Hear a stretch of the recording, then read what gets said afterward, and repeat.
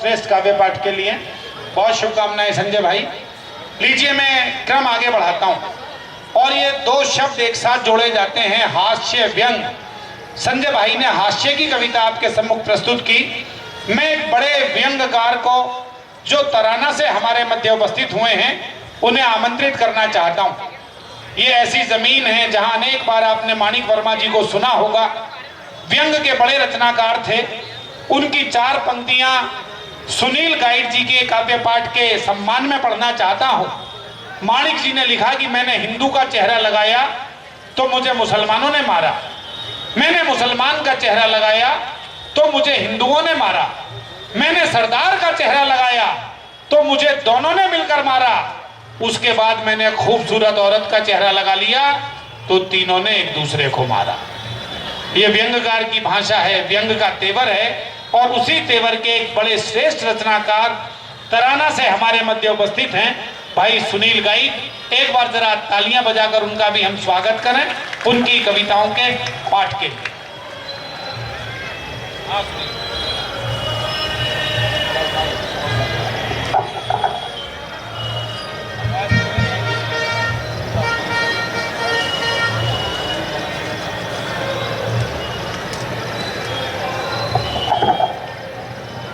कालिका माता के इस दरबार में आज के इस कवि सम्मेलन में सबसे पहले मां सरस्वती को प्रणाम करता हूं।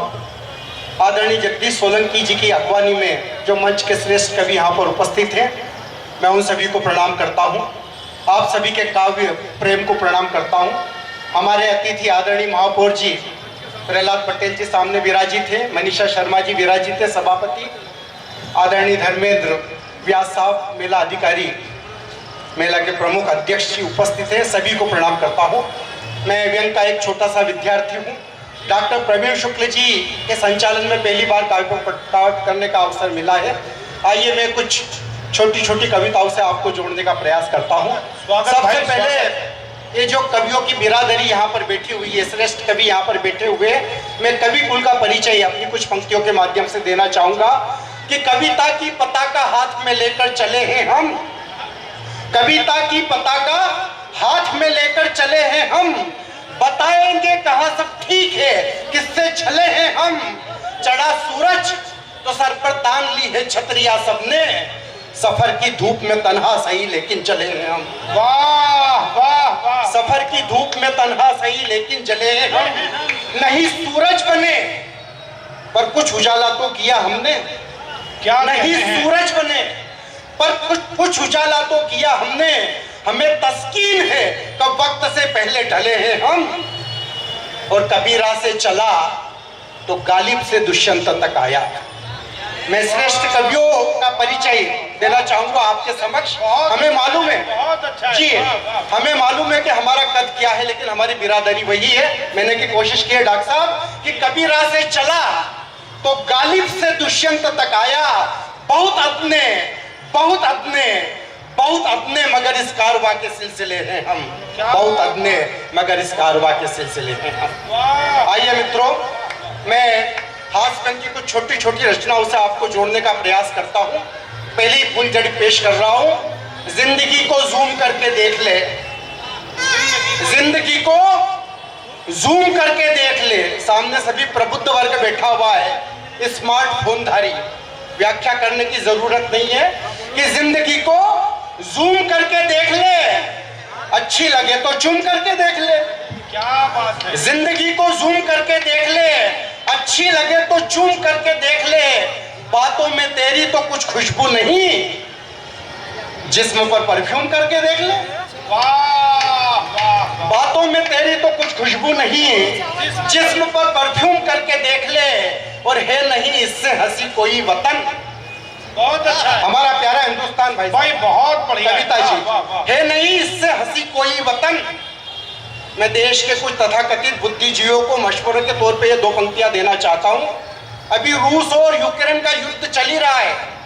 उस युद्ध के दौरान जब जिनके हाथ में तिरंगा है, उनको निकलने के लिए जो सेफ जोन बनाया जाता है, और हमको पानी पी पी के कोसने वाले देश के युवा तिरंगा लेकर जब वहां से सुरक्षित निकलते हैं, तो इस घटना की रोशनी में, इस हकीकत में आप मेरी इन पंक्तियों को देखें आदरणीय डॉक्टर साहब, कि है नहीं इससे हंसी कोई वतन, सारी दुनिया घूम करके देख ले, सारी दुनिया घूम करके देख ले, सारी दुनिया घूम करके देख ले, और है डगर मुश्किल। कविता की अंतिम दो पंक्तियां प्रस्तुत कर रहा हूं कि है डगर मुश्किल मगर चलना तो है, जिंदगी का फलसफा कि है डगर मुश्किल मगर चलना तो है, यार मेरे झूम करके देख ले, यार मेरे झूम करके देख ले, यार मेरे झूम करके देख ले।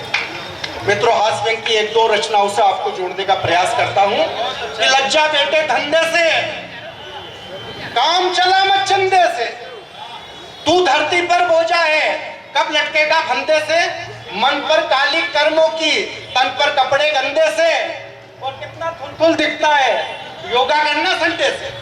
वाह वाह वाह वाह वाह। हम भाई साहब कोई भी अच्छा काम शुरू करना चाहते हैं, लेकिन उसको अगले रविवार से शुरू करना चाहते हैं, और वो अगला रविवार कभी आता नहीं है। मैंने कहने की कोशिश की है कि लज्जा बेटे धंधे से, काम चला मत चंदे से, तू धरती पर बोझा है कब लटकेगा फंदे से, मन पर काली कर्मों की तन पर कपड़े गंदे से, और कितना थुलथुल दिखता है योगा करना संडे से। तू लातों का भूत है रे, तू लातों का भूत है रे, तू सुधरेगा डंडे से। वाह वाह वाह। मेरी इन दो पंक्तियों का, बहुत अच्छा है, वाह वाह। मेरी इन दो पंक्तियों का हमारे पड़ोसी राष्ट्र के चरित्र से कोई संबंध नहीं था, लेकिन अगर किसी को लगता है कि बात उसी की हो रही है तो कम से कम उनकी तालियां तो मुझ तक आ जाए। वाह वाह वाह वाह। हमारे दिनेश प्रभात जी कहते हैं भाई साहब कि एक अगर पुलवामा होगा 100 बालाकोट करेंगे, तूने अगर हथौड़ा मारा हम भी ढंग की चोट करेंगे, और बात बात पर चाटे खाने वाला हिंदुस्तान नहीं है, बात बात पर चाटे खाने वाला हिंदुस्तान नहीं है, बात बात पर चाटे खाने वाला हिंदुस्तान नहीं है। मैं चौथी पंक्ति भूल रहा हूं, मैं क्षमा चाहूंगा आपसे। मैं अपनी कविता को आगे बढ़ाता हूं कि तू लातों का भूत है रे, तू सुधरेगा डंडे से, और फर्ज सभी निभ जाएंगे। आजकल हम अपने प्लेटफॉर्म पर खड़े होकर बात कहने के आदी हो गए, हमने महापुरुषों तक का बंटवारा कर लिया है। मैंने बात को कहने की कोशिश की है कि हमारी एकता क्या होना चाहिए, कि तू लातों का भूत है रे, तू सुधरेगा डंडे से, और फर्ज सभी निभ जाएंगे एक तिरंगे झंडे से। हर दृष्टि मुद्रा प्यासी है गांधी जी के देश में, अधिकारों की अय्याशी है गांधी जी के देश में, क्या सरकारी बदमाशी है गांधी जी के देश में, 10 करोड़ का चपरासी है गांधी जी के देश में।